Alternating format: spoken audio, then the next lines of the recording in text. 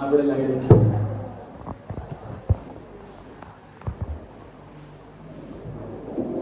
Bueno, esta clase está directamente conectada con lo que veíamos en la clase pasada, en la unidad 3, la escritura como sistema.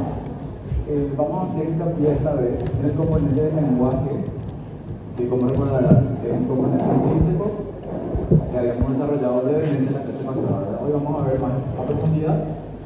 Habíamos visto también, cuando vimos algunos conceptos de estructuralismo, ya vimos más o menos sus representantes en lingüística, que eran Ferdinand de Saussure y Claude Lévi-Strauss. Vamos a ver un poco más profundamente sus ideas y sus propuestas hoy, para después pasar sus conceptos al análisis de la arquitectura, ¿verdad? ¿Podemos pasar? Bueno, este es el esquema de lo que vamos a ver hoy. Vamos a hablar un poco del ser humano como animal simbólico, de lo que es el estudio del lenguaje, la dimensión ideológica del lenguaje, como les decía, un poco más de los conceptos de Ferdinand de Saussure relacionados al estructuralismo que veíamos en la clase pasada. Vamos a hablar de la palabra como signo lingüístico. Después vamos a hacer una analogía de los conceptos de lingüística ya aplicados a la arquitectura. Vamos a ver lo que es lengua a la arquitectura y la comunicación significada por medio de símbolos.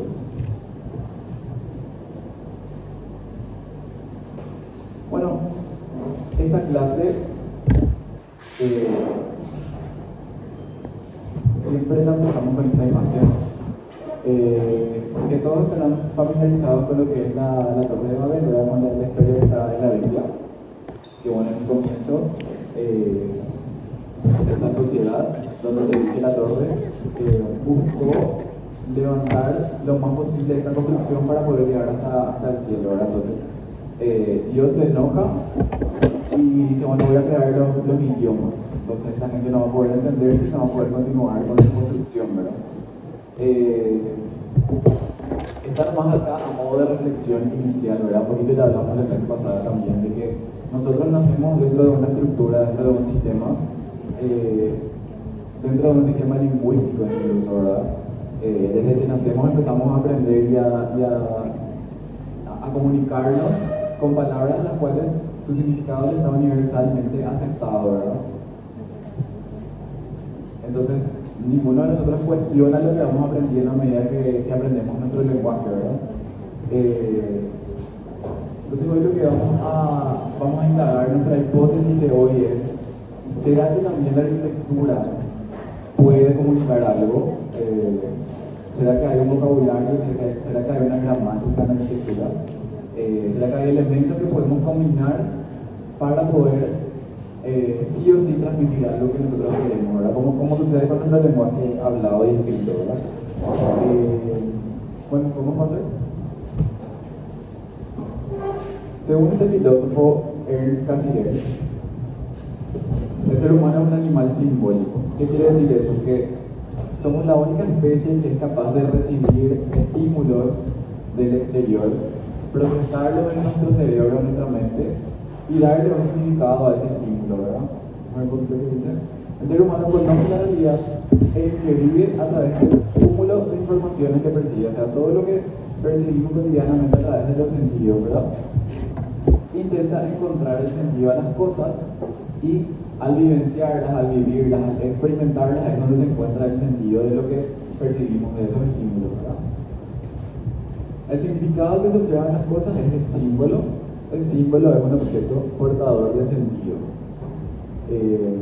Ahí, por ejemplo, tenemos un hombre primitivo que está sosteniendo dos rocas, que él sabe que si frota puede conseguir fuego, ¿verdad?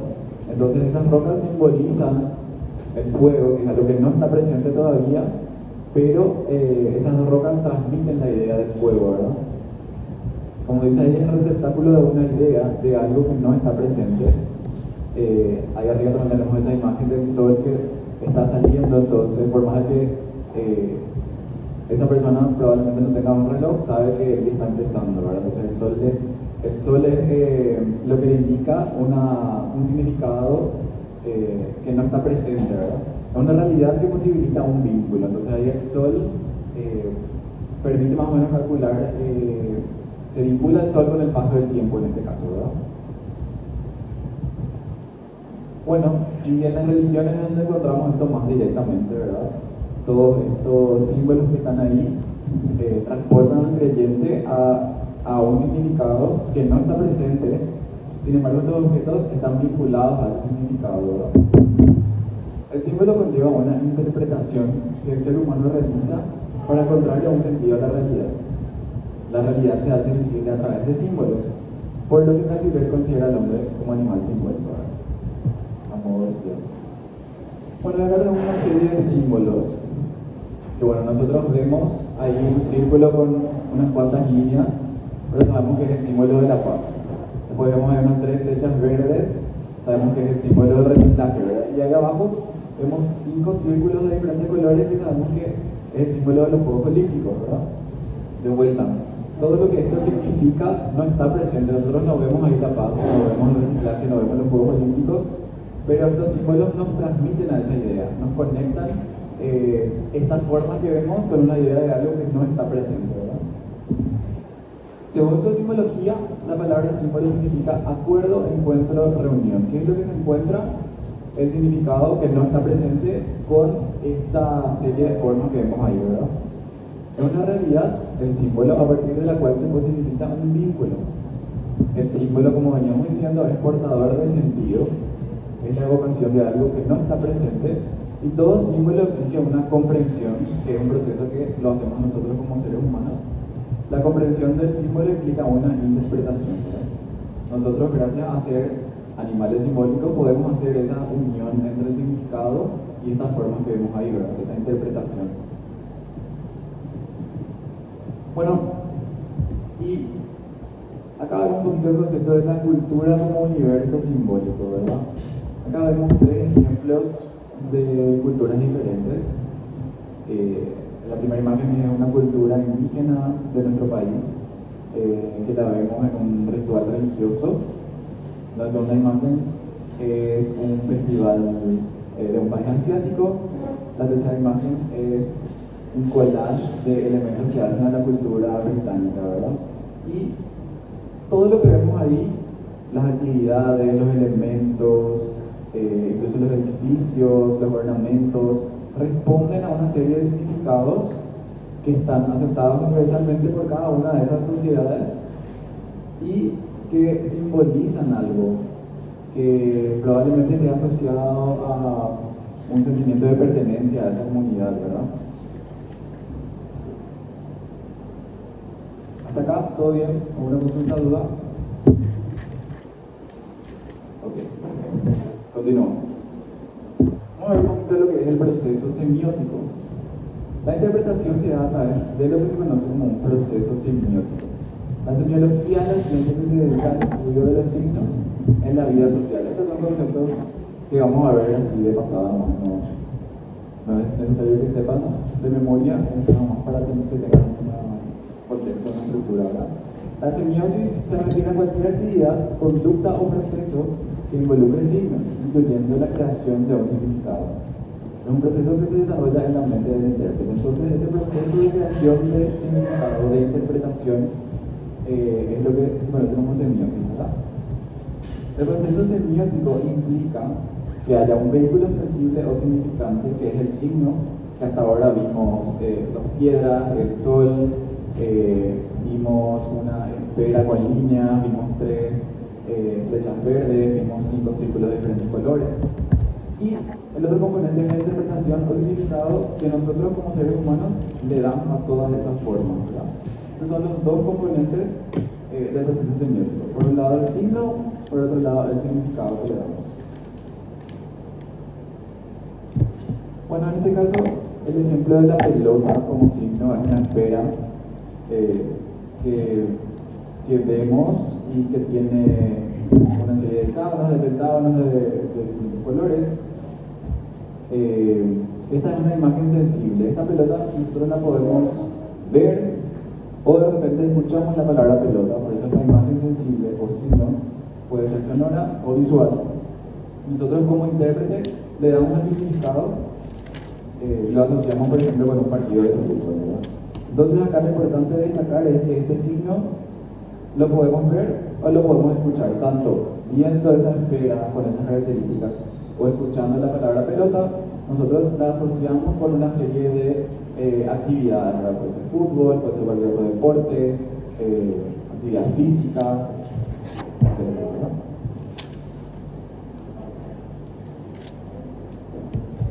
Bueno, esto es lo mismo, ¿verdad? Por un lado tenemos a partir del signo significante, que es la forma material que toma el signo, o el sonido o imagen que nombra la cosa, que es lo que les decía, ¿verdad? Es, o vemos la esfera o escuchamos la palabra pelota, y a partir de ese significante le damos un significado, que es la interpretación del signo lingüístico, ¿verdad? Lo asociamos a un partido, quizás a compartir con amigos, a fin de semana, etc. Una serie de cosas con las que podemos asociar ese signo.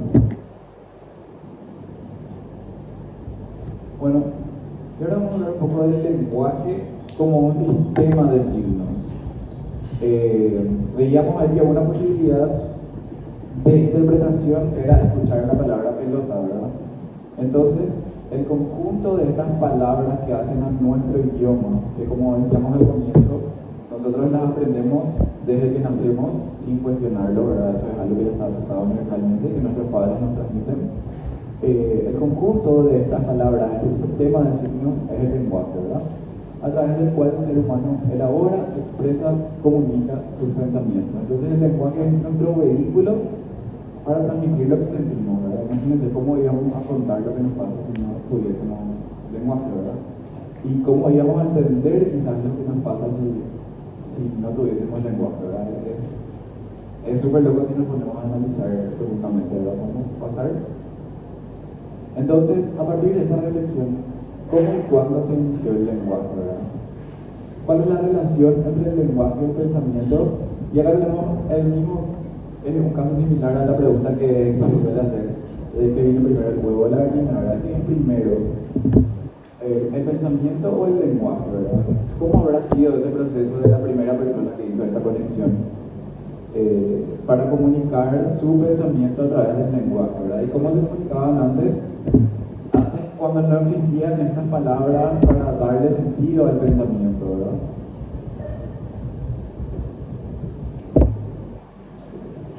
Bueno, viendo un poco esta relación entre el lenguaje y el pensamiento, el lenguaje es el que ordena el mundo, ¿verdad? Nosotros podemos movernos diariamente, orientarnos, porque todo con lo que nos relacionamos tiene un nombre. Si alguien nos dice, nos da una serie de instrucciones para hacer algo, nosotros las entendemos, porque estas palabras tienen un significado, estas palabras ordenan nuestro quehacer, lo que hacemos cotidianamente, ¿verdad? Con el lenguaje el mundo exterior es aprendido, el lenguaje nos permite entender los sistemas que ocurren cotidianamente más allá de lo que nosotros hacemos, ¿verdad? El lenguaje tiene una función intelectiva por medio de la cual genera en el intérprete un universo mental consciente. ¿Qué quiere decir eso? Que incluso nuestra mente tiene como una biblioteca de significados que no necesariamente las usamos todo el tiempo, pero a la cual podemos apelar según necesidad, ¿verdad? Y allí las cosas se transforman en señales de valor simbólico, ¿verdad? Toda esta biblioteca que nosotros tenemos nos ayuda a poder interpretar el mundo cuando nos desenvolvemos en él, ¿verdad? Bueno, y acá tenemos una frase súper interesante de Wittgenstein que dice: los límites de mi lenguaje son los límites de mi mundo. Ahora alguien se anima a hipotetizar qué significa esto. Los límites de mi lenguaje son los límites de mi mundo. A ver.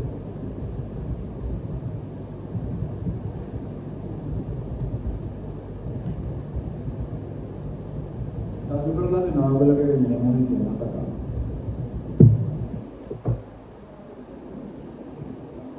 A ver, alguien, comience.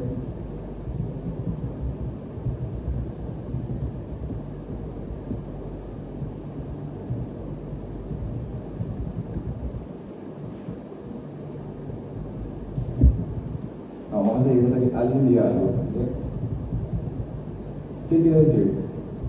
Diga, no hay respuestas incorrectas.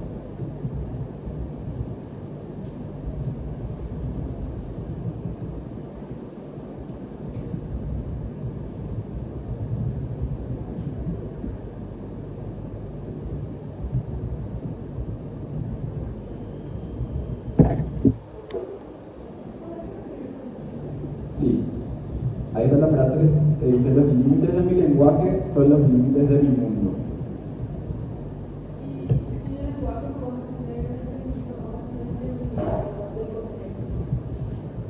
Sí, muy bien.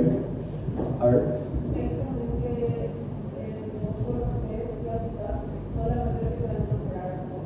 Perfecto, esa es la clave.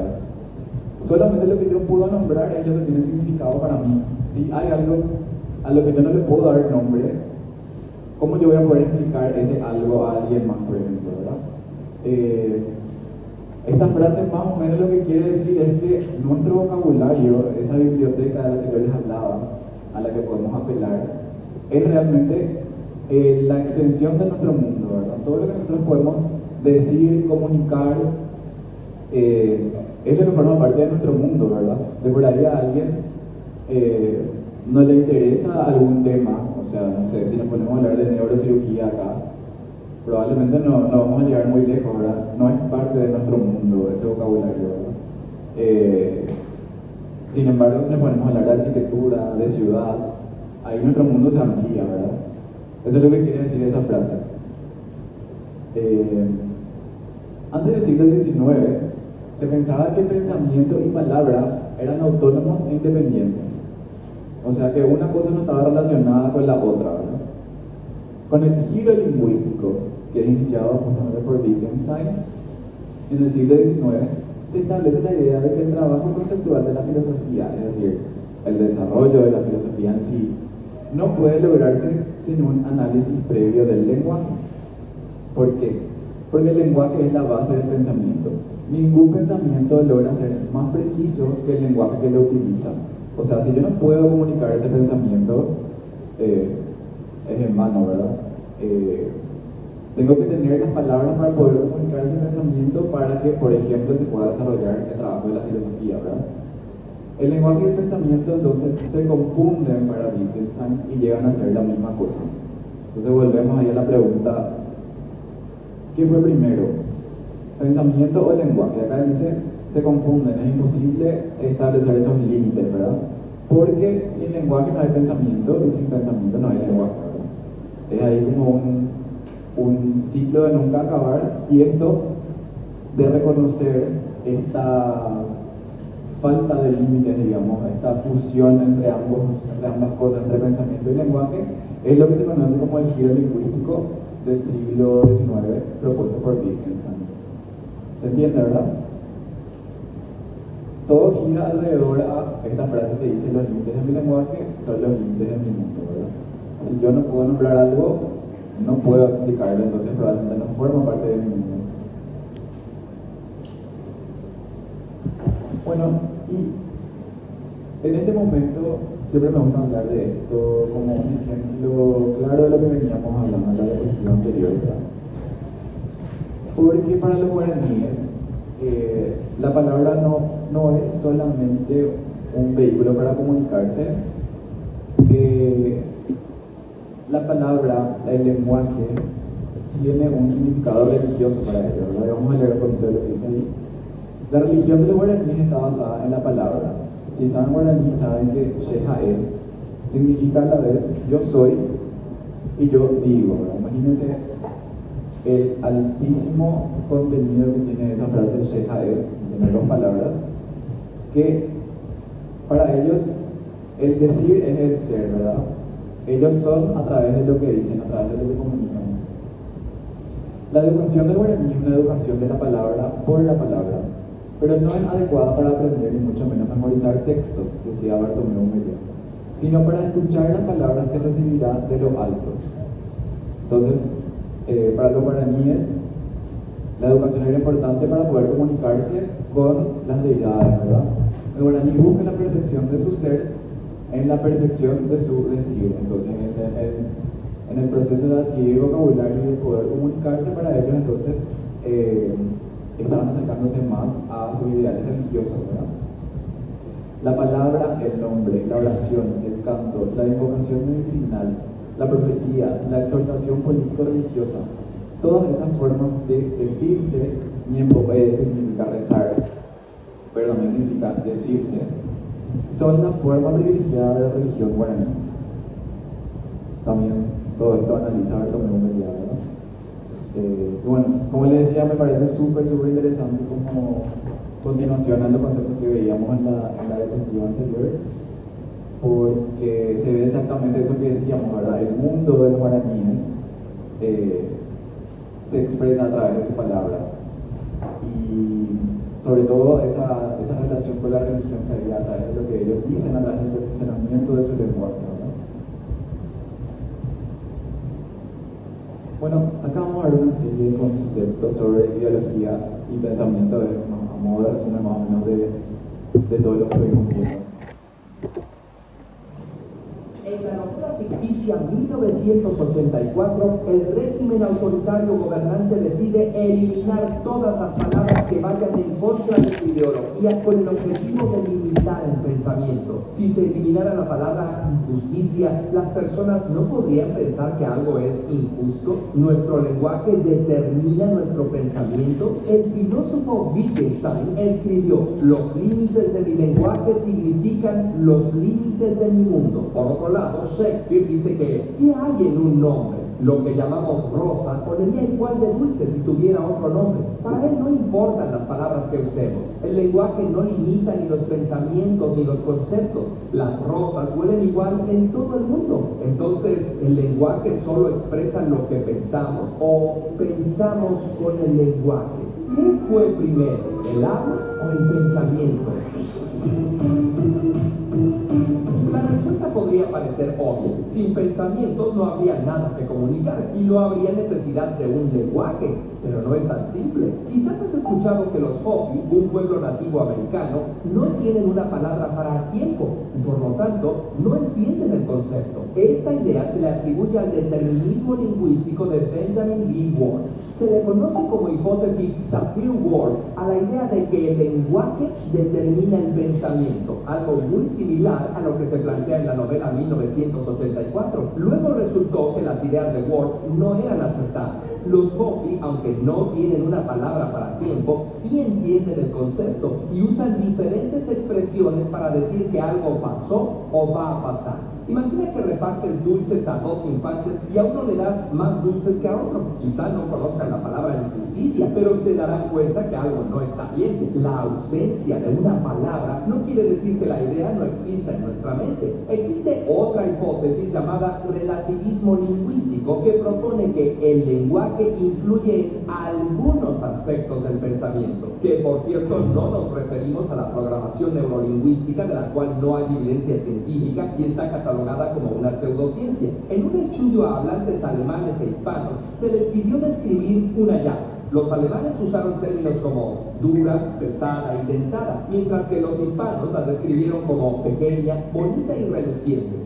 Llave tiene género masculino en alemán y femenino en español. Los adjetivos otorgados en cada idioma parecen concordar con su género. ¿El lenguaje entonces sí influye en el pensamiento? ¿Eso quiere decir que el lenguaje surgió primero? Para Jean Piaget, el pensamiento era primero. Él decía que los niños se desarrollaban mentalmente y después integraban el lenguaje a esquemas mentales preconcebidos. El contemporáneo de Piaget, Lev Vygotsky, pensaba que el lenguaje y el pensamiento eran sistemas independientes y que a los 2 años estos sistemas convergen y se retroalimentan. El pensamiento se volvía verbal y el lenguaje racional. Más recientemente, Chomsky propone que los humanos nacemos con una gramática universal innata porque, a pesar de la gran variedad de lenguajes, todos los niños aprenden a hablar de manera similar y todos hacen uso articulado de sustantivos, verbos y adjetivos.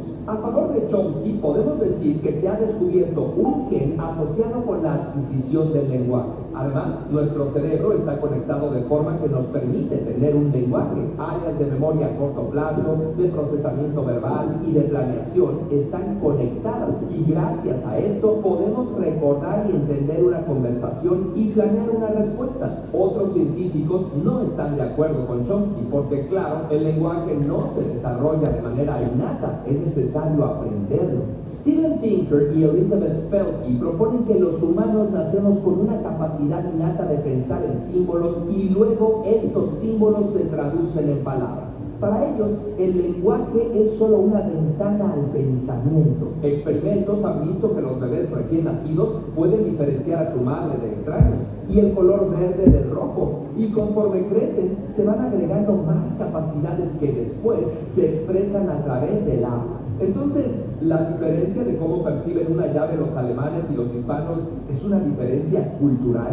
El lenguaje no modifica nuestra percepción. Imagina que te piden ordenar estas imágenes. ¿Cómo las ordenarías?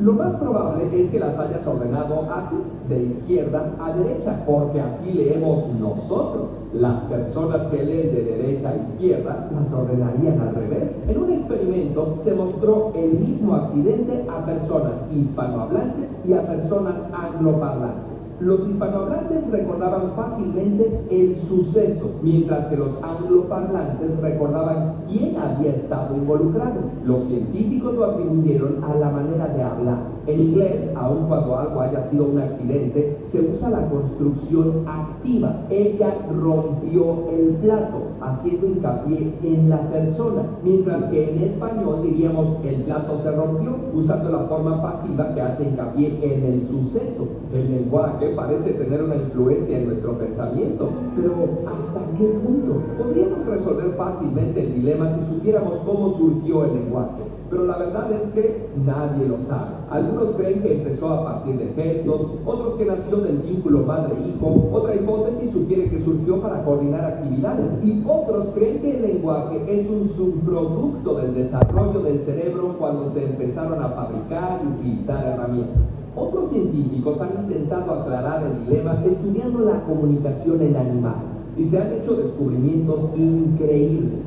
Las aves, además de aprender cantos de sus padres, inventan cantos nuevos. Leones marinos, delfines y orcas entienden la diferencia entre ve hacia allá y da una vuelta y da una vuelta y ve hacia allá. Un bonobo llamado Kansi aprendió algo de inglés de manera espontánea y comprendía conceptos básicos de gramática, sintaxis y semántica. Aunque diversos animales pueden entender y hasta imitar nuestro lenguaje, ninguna comunicación animal espontánea reúne todas las características del lenguaje humano.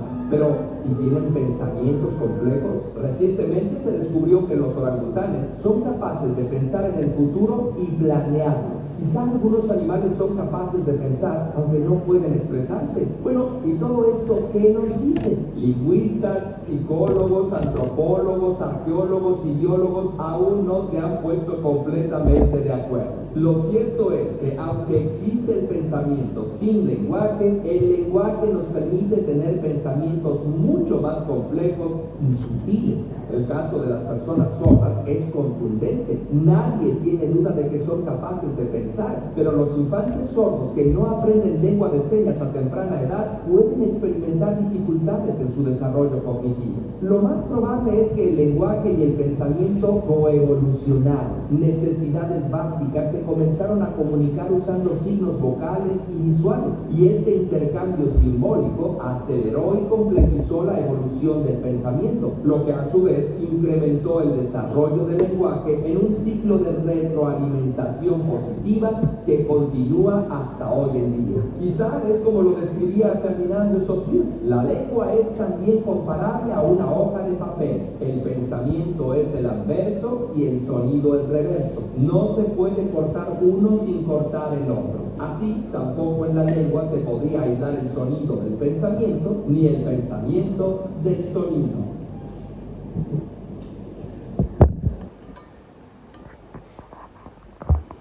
Bueno, entonces ahí veíamos una serie de teorías, ¿verdad?, que buscaban responder esta pregunta: ¿qué fue primero, el pensamiento o el lenguaje? Pero creo que todos estamos de acuerdo con que la conclusión quizás es acertada, ¿verdad? Es probable que uno depende del otro, y digamos, fueron creciendo gracias al otro, digamos, ¿verdad? Entonces, a medida que se complejizaba el pensamiento, se necesitaba complejizar el lenguaje para poder expresar lo nuevo que se estaba pensando, digamos. Pero bueno, de esto podemos hablar todo el día, y como ven, hasta los grandes representantes no llegan a un acuerdo final, ¿verdad? Entonces, está para el debate. Bueno, para el estudio del lenguaje existe la semiótica o la semiología, que ya vemos un poquito, que es la ciencia de los signos. La lingüística es la ciencia que estudia el lenguaje.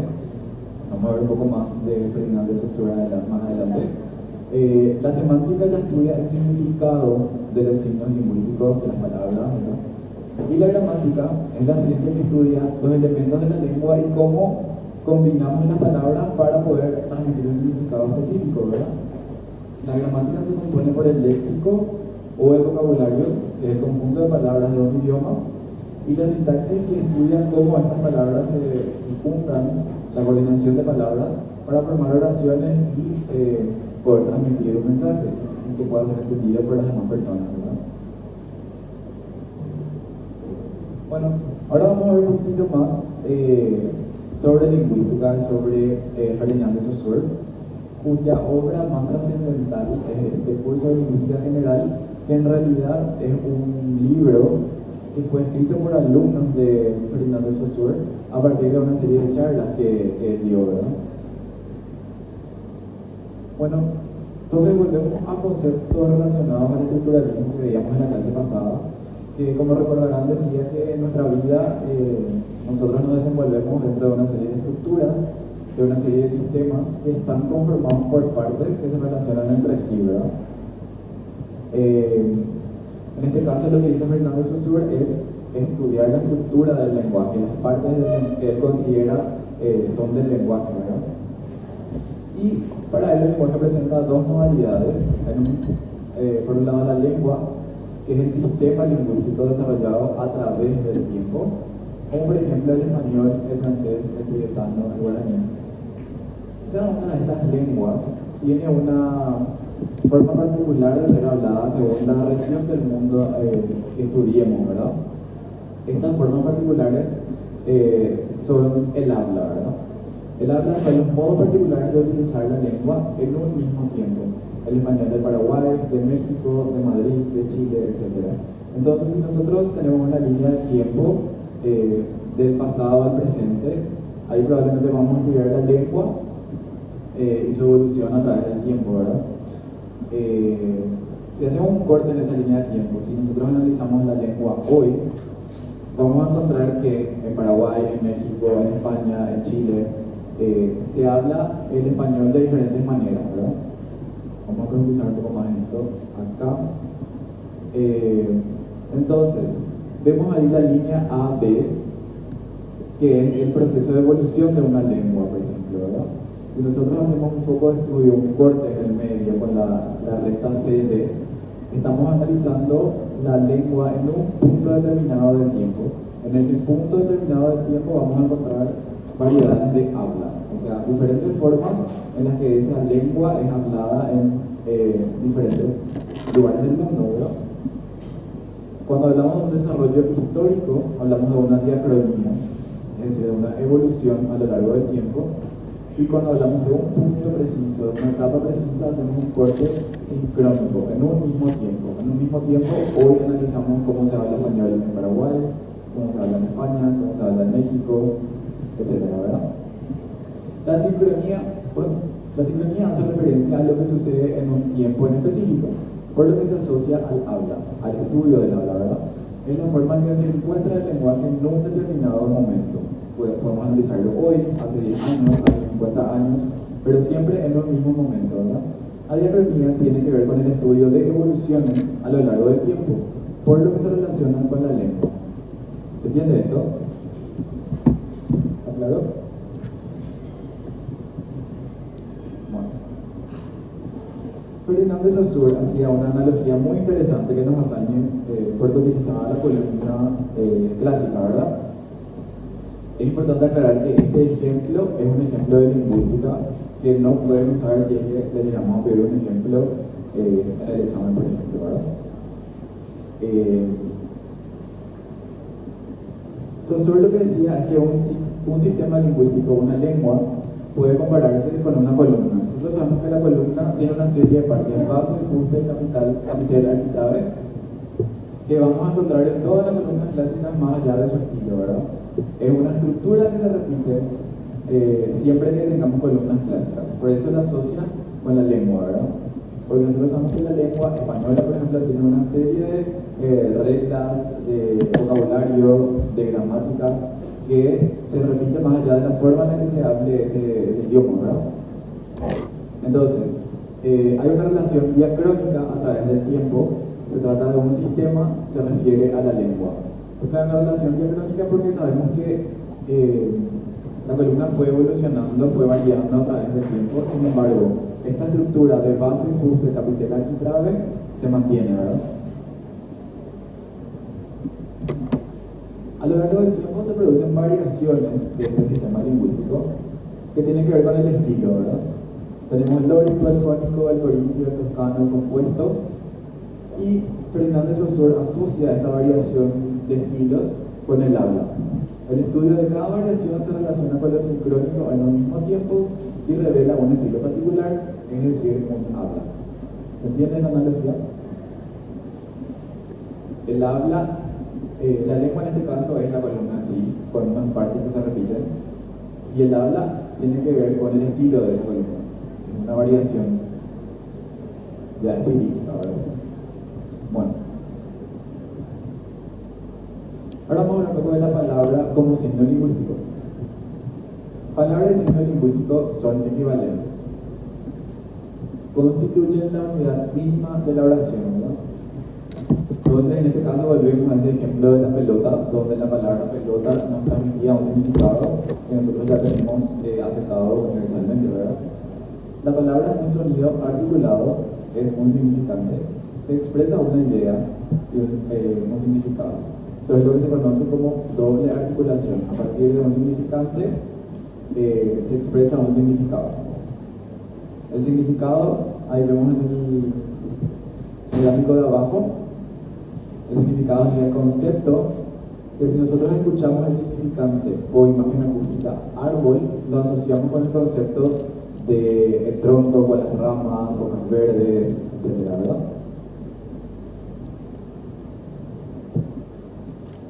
Esta doble articulación permite que una misma idea, un mismo significado, pueda ser expresada con diferentes sonidos articulados. Por ejemplo, la idea de esa esfera blanca y negra que vemos ahí puede ser transmitida con el significante pelota o el significante balón. Cualquiera de esas dos palabras nos refieren a la misma idea. Un mismo sonido significante puede expresar diferentes ideas, significados. Por ejemplo, ahí tenemos el ejemplo de los perros, que sabemos que puede ser un conjunto de las mascotas, o en nuestro contexto, en nuestra habla del idioma paraguayo, español paraguayo, sabemos que los perros también pueden ser un grupo de amigos, ¿verdad? Bueno, y si hablamos de lo que es un signo lingüístico de nota y connota, el signo posee un significado primario que es lo denotado. Expresa lo que le es propio asociado a fenómenos estéticos y físicos. Además, tiene significados posteriores asociados a la connotación, lo connotado, significado que acompaña al inicial relacionado con lo simbólico. Algo a tener en cuenta relacionado con estos conceptos.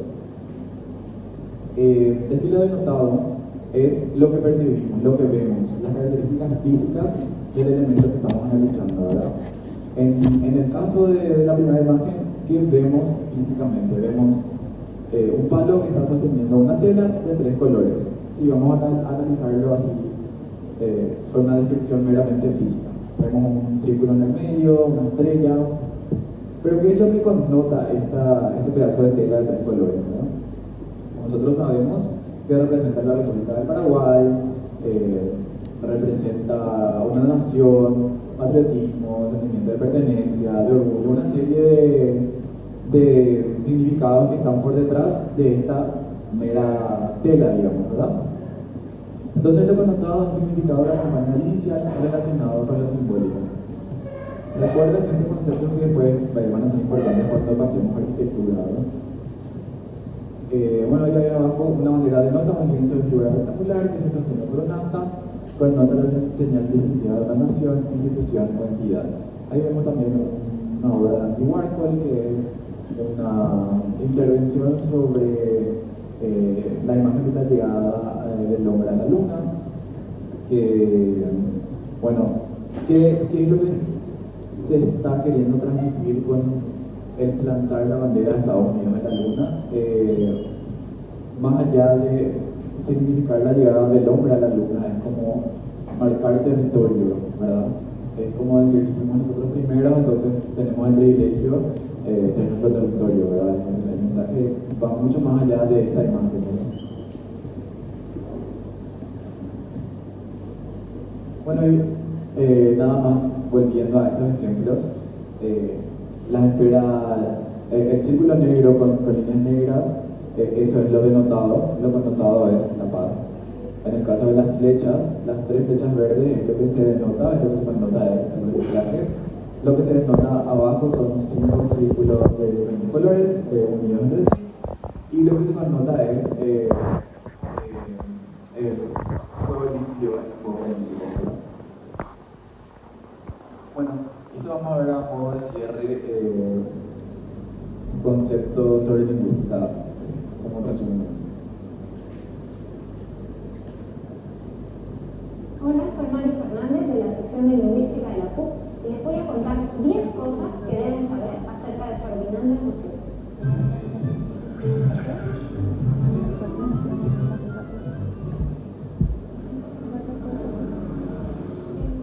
1.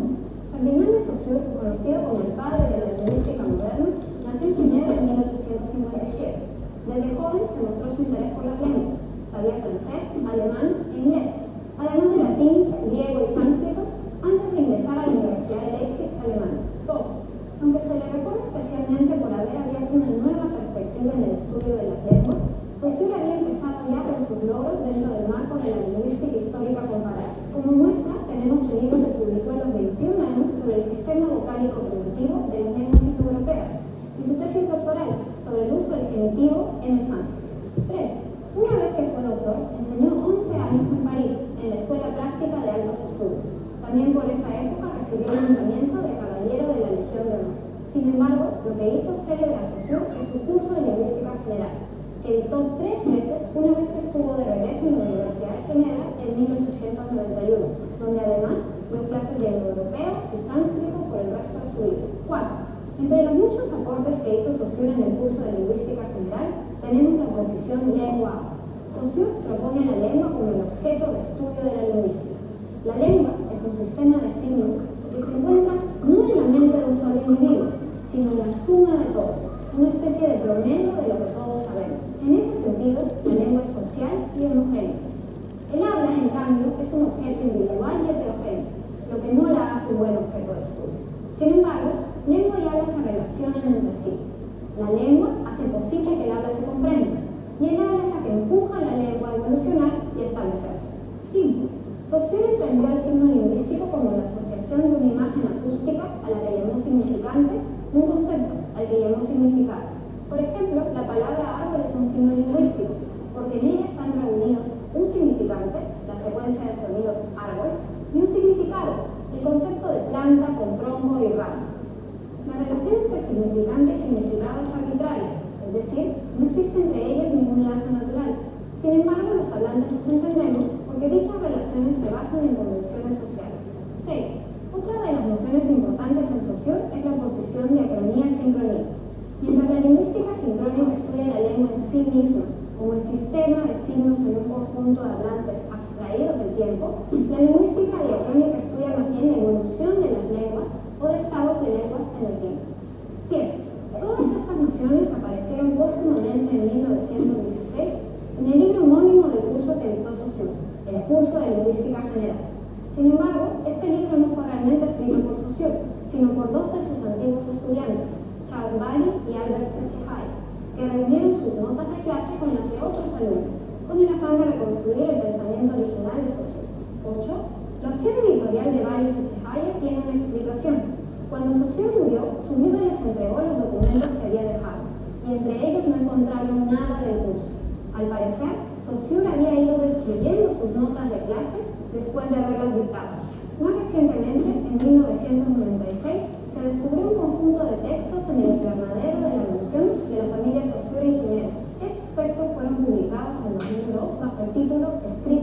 lingüística general.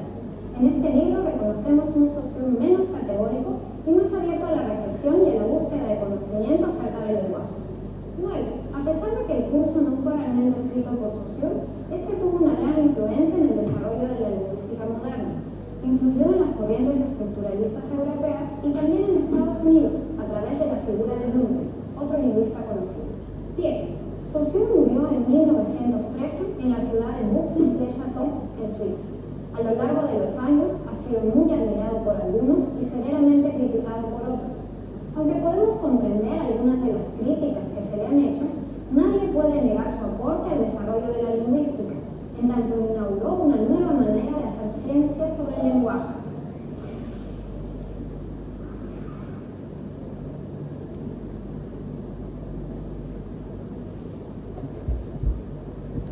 Bueno, hasta acá, todo bien. ¿Alguna consulta? ¿Dudas? Bueno, vamos a hacer un break ahora antes de pasar a la segunda parte de la clase. Tenemos 15 minutos. Vuelvan 11.